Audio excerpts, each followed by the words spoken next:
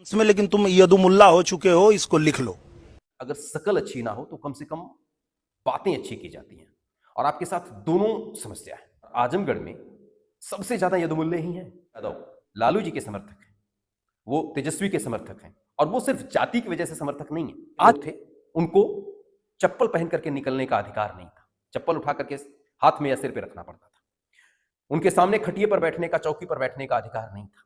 तेली जात का अगर कोई व्यक्ति सुबह सुबह किसी के सामने आ जाता था तो उसको गाली दी जाती थी और कहा जाता था कि तेली सामने आ गया, पूरा दिन खराब हो गया। इस तरह की परिस्थितियों से लालू यादव ने छुटकारा दिया। बिहार इलेक्शन में जिस तरह के शब्दों का इस्तेमाल खेसारी लाल के लिए दिनेश लाल ने किया है, यह सबसे निचले स्तर का शब्द हो सकता है। और इस तरह के शब्द का इस्तेमाल शायद दिनेश लाल इसलिए कर रहे हैं क्योंकि खेसारी लाल के सामने ये सभी लोग कहीं ना कहीं बहुत बुरी तरह से फीके पड़ रहे हैं। ना रवि किशन कुछ कर पा रहे हैं, ना पवन सिंह कुछ कर पा रहे हैं, और ना ही दिनेश लाल कुछ कर पा रहे हैं। दिनेश लाल, आप एक बात याद रखना, अगर शकल अच्छी ना हो तो कम से कम बातें अच्छी की जाती हैं। और आपके साथ दोनों समस्या है। इन दोनों समस्याओं में से किसी एक को सुधार लो, क्योंकि आप आजमगढ़ से चुनाव लड़ते हैं और आजमगढ़ में सबसे ज्यादा यदुमुल्ले ही हैं। वही थे जिन्होंने कहा कि चलो एक बार इसको मौका दे दिया जाए, और इसको मौका दे दिया जाए। आप इस तरह के शब्दों का इस्तेमाल कर रहे हैं। आपको क्या लग रहा है, आप जिनको यदमुल्ले कह रहे हैं वहां के सारे यादव, तेजस्वी यादव और लालू यादव के समर्थक हैं? आप अपने क्षेत्र में वापस आकर के दिखाना, यही यदमुल्ले आपको अपनी औकात दिखा देंगे, आपको बता देंगे कि आप क्या हैं। और अगर खेसारी लाल यादव ने यह बात कही दिया है कि मंदिरों की जगह हॉस्पिटल्स बनने चाहिए, स्कूल बनने चाहिए, कॉलेज बनने चाहिए, तो क्या गलत कह दिया है?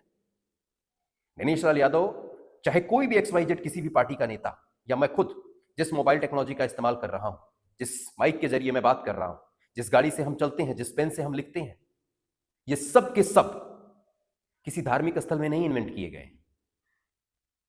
आप जो सूट पहनते हो ना, ये जो कपड़ा है, ये मंदिर में नहीं बनता है। आप बीमार होते हैं और जिस टेक्नोलॉजी का इस्तेमाल करके आपका इलाज किया जाता है, ये किसी धार्मिक स्थल में नहीं बनती है। और बात यहां सिर्फ मंदिर की नहीं है, चाहे मंदिर हो, चाहे मस्जिद हो, चाहे गिरजाघर हो, चाहे कोई गुरुद्वारा हो, चाहे कुछ भी हो, ये कहीं किसी भी धार्मिक स्थल में ये चीजें नहीं बनाई जाती हैं, किसी भी धार्मिक स्थल में इन्वेंशन नहीं होते हैं। और एक बात यह भी ध्यान रखना कि इन्हीं धार्मिक स्थलों का कंस्ट्रक्शन कराते वक्त जिन मशीनरी की जरूरत पड़ती है, वो मशीनरी यहां नहीं बनाई जाती है। एक्सकेवेटर्स की जो जरूरत पड़ती है पत्थरों को उठाने के लिए, खड्डा खोदने के लिए, वो इन धार्मिक स्थलों में नहीं बनता है। इस स्थलों को बनाते वक्त जिन मजदूरों के साथ चोट लगती है, जिनके साथ दिक्कत होती है, उनका इलाज भी यहां नहीं होता है। हमारी समस्या यह है कि हमारे युवाओं को, हमारी जनता को, अर्थव्यवस्था हमको अमेरिका से बेहतर चाहिए, टेक्नोलॉजी हमको चाइना से बेहतर चाहिए, लेकिन जब वोट देने की बारी आएगी, हमारे ऊपर शासन कौन करेगा, हमारा गवर्नेंस कौन देखेगा, उसके लिए हम मंदिर के ऊपर आ जाते हैं, हम मस्जिद के ऊपर आ जाते हैं। अगर खेसारी यादव ये कहते हैं कि मंदिरों की जगह, मस्जिदों की जगह, गुरुद्वारों की जगह, गिरजाघरों की जगह स्कूल कॉलेजों को ज्यादा इंपॉर्टेंस अगर देनी चाहिए, तो क्या गलत कह दिया उन्होंने? और खेसारी लाल यादव बार बार ये क्लेम कर रहे हैं कि वो कह रहे हैं कि उन्होंने जो है कि सबसे ज्यादा गाने जो है कि राम के ऊपर गाए हैं, भगवान के ऊपर गाए हैं। और बार बार खेसारी लाल यादव का स्टेटमेंट आ रहा है कि मंदिर मस्जिद एक अलग विषय है, यहां जिन मुद्दों पर चुनाव होना चाहिए वो एक अलग है। जिन मुद्दों पर खेसारी लाल यादव बात कर रहे हैं, दिनेश लाल, रवि किशन, क्या इनकी हैसियत है कि उन मुद्दों पर बात कर लें? खेसारी लाल यादव तो साफ साफ कह रहे हैं कि गुजरात में जिस तरह का डेवलपमेंट क्लेम करते हैं देश के प्रधानमंत्री मोदी जी, उस तरह का डेवलपमेंट बिहार में क्यों नहीं हुआ? क्या इस पर बात करने की हैसियत, औकात है रवि किशन की, दिनेश लाल की? क्योंकि दिनेश लाल ने जिस तरह के शब्द का इस्तेमाल किया है खेसारी लाल यादव को नीचा दिखाने के लिए, वो शब्द कहीं ना कहीं उनके लिए आने वाले समय में बहुत बड़ी मुसीबत बनने जा रहा है। जिस आजमगढ़ में वो चुनाव लड़ते हैं, वहां मैक्सिमम जनसंख्या यादवों की है, और ये सभी के सभी यादव बिहार में भले वोट देने नहीं जा रहे हैं, लेकिन वो लालू जी के समर्थक हैं, वो तेजस्वी के समर्थक हैं। और वो सिर्फ जाति की वजह से समर्थक नहीं है, ये लोग विचारधारा की वजह से समर्थक हैं। ये लोग वो हैं जो जिनको सो कॉल्ड निचली जाति कहा जाता है, हम निचली जाति उनको नहीं कहते हैं, उनका शोषण नहीं देख सकते। उनके साथ अगर कोई शोषण करता है तो उसका ये लोग विरोध करते हैं, और लालू यादव जी इसका बहुत बड़ा उदाहरण है बिहार में। जिस कार्यकाल को बिहार में लालू जी का जंगल राज आज कहा जा रहा है, उस वक्त की सिचुएशन अलग थी, और उस वक्त बिहार की जनता ने लालू यादव को जिस काम के लिए चुना था, वो काम लालू यादव ने बखूबी करके दिखाया। उस वक्त की सिचुएशन, उस वक्त की समस्या शायद रोजगार और आज की जो समस्याएं हैं उनसे अलग थी।